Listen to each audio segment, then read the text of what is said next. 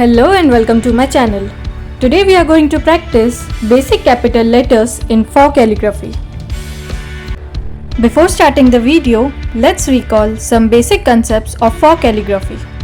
First is the basic guidelines that I have drawn here on a piece of paper, that is the ascending line, the waistline, the baseline and the descending line.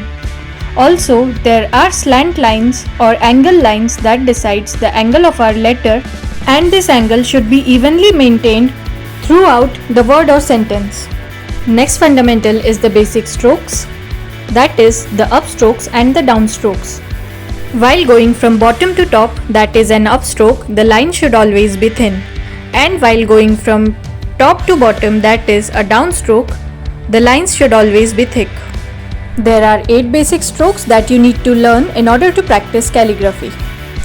All these basic fundamentals are discussed in detail in the previous videos of this series.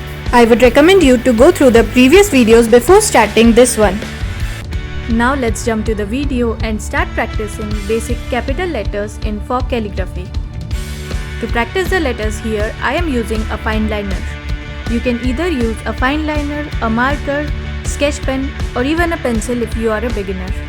Now let's practice all 26 alphabets.